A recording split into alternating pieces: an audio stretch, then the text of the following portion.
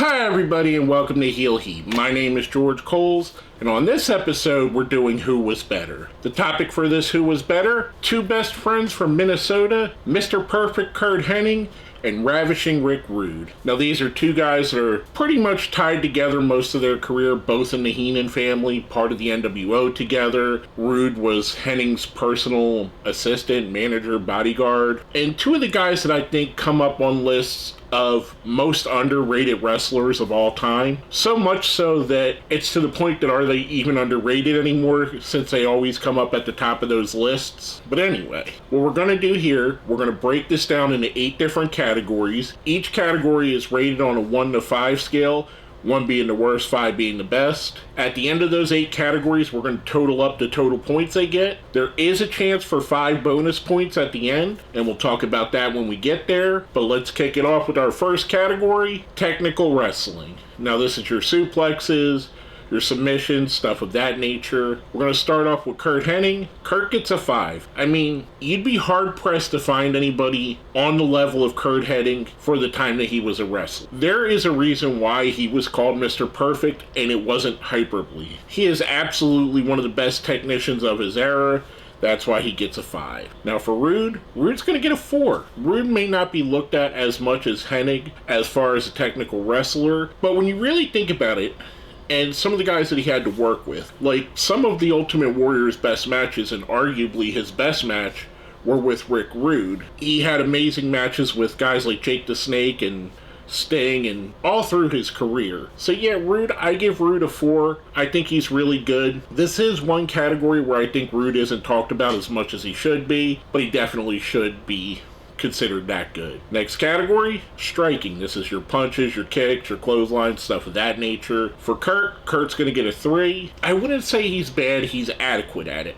And this was never his strong point, and if he was still alive, he'd tell you that himself. Much like I just said, Curt was the perfect technical wrestler, and he didn't need to brawl. He did it every now and again, but it wasn't his strong point. He was adequate. That's why he gets a 3. For Rude, Rude's getting a 4 here as well. This is where I think Rude was a little more balanced between its different styles. And not to saying that Curt was bad, but Rude had a little bit more of a balance. Rude did have those matches where they broke down into brawls, and he did make it look really good. For that, he gets a bit of a bump above Curt Hennig, so Rude gets a 4. Next up, how they perform as a heel. Through no surprise of anybody, both of these guys are getting a 5. These are two of the best heels of that era, of the late 80s in WWF, all the way through WCW. These are two of the guys you think of when you look back and you think of who wrestled the Ultimate Warrior, who wrestled Hulk Hogan, who were the guys that were the mainstays at the top of the card, the guys that carried the Intercontinental Championship so well. They were two different kinds of heels, but each played their part and played their role perfectly. Hennig being the I'm better than you heel, and Rick Rude being the I'm a better looking person, I have a better body, more smug heel. It was just so perfect, and no pun intended. These guys were absolutely amazing. That's why they both get 5s. Now how they perform as a face? For Hennig, I'm giving Hennig a 4. So most of Hennig's face work was in the AWA, and while it was good, it wasn't on the level of his heel work. And I don't want this to sound bad, because a 4 is still a really good score. I just think that Curt was more fit to be a heel, especially once he got the Mr. Perfect character. That's why he is really good. He gets a 4, but not quite a 5. For Rick Rude, Rick is getting a 3. And the reason for that is he was barely ever a face. If you go all the way back to the beginning of his career, whether that be in Memphis or World Class, I don't remember him being a face anywhere for more than just a few months. Maybe you would consider his role in DX a face. His ECW run, maybe he was a face. I would say that was probably the closest he would have to a long-term face role. So for that, I'm giving him a 3. The ECW is mostly what I'm grading this off of, and he was good there.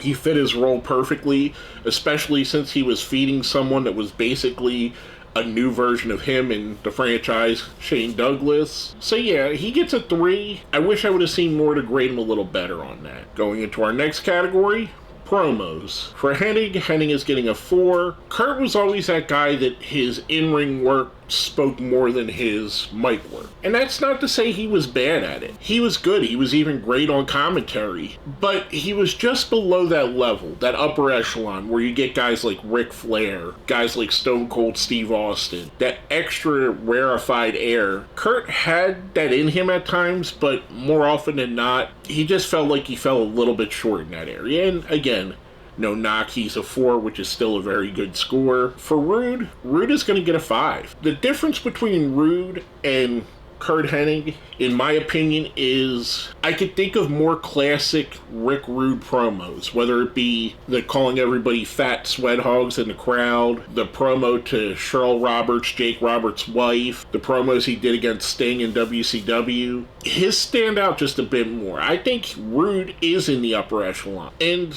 it's really a shame that neither one of these guys got a WWF title run because they both deserved it. Rude did get the WCW title and Hennig did have the AWA title, so they have that. Because I do see a lot of people say that these are two of the guys that never won a world championship. They both had world championships at one point. But anyway, I digress. I'm giving Rude the upper hand here. He gets a 5 in this category. Next up, presentation. So for Curt, I'm going to give a 3 here. And again, it's not that Curt's presentation was bad. It was pedestrian. He just had a singlet and a towel. And maybe he would spit the gum out. Or obviously, he did spit the gum out almost every time. Even when he was in the NWO, he never really had that, defining look. When you think of, and yes, his singlet is memorable, when you think of the people of the era, Ric Flair in his robes, the Ultimate Warrior in his tassels, Bret Hart with the leather jacket, they all had something distinctive other than their ring gear. And that's why I say Curt is kind of just pedestrian again. Whereas Rude, I'm giving a 5. Rude had the sequence robes that were beautiful.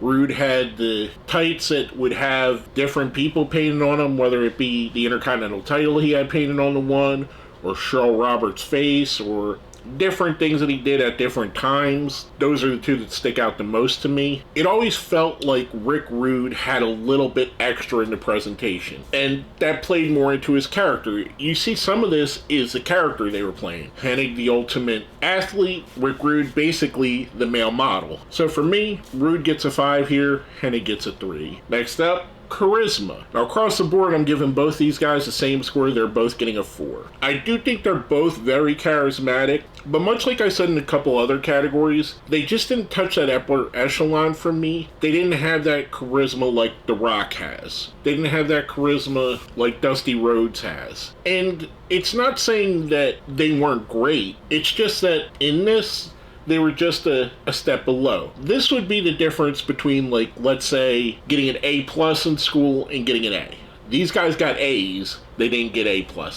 Now, our last category, but not least, big game performance. How you perform when you're in the biggest stage, whether that be a pay-per-view main event, a Raw main event, a Nitro main event, whatever it may be. For this, again, I'm going to give them both the same score. They both get a 5. I touched on it a bit earlier with Rude talking about his matches with the Ultimate Warrior and how they were probably the best of the Warrior's career. There's 3 guys that I think had great matches with the Warrior. Savage, Rude, and surprisingly Hogan. Other than that, his matches were bad. Really bad. Hennig the same way. I can't think of anyone that Hennig had a bad match with. And I can't think of anyone or any time where either of these guys were putting in a high profile role, whether it be Hennig turning on the Horsemen to join the NWO, whether it be either of them winning the Intercontinental Championship, Rude becoming a WCW champion. They both stepped it up when given the opportunity. That's why they both get 5s, and that's why they're both remembered to this day. Now, totaling that up, for Mr. Perfect Curt Hennig,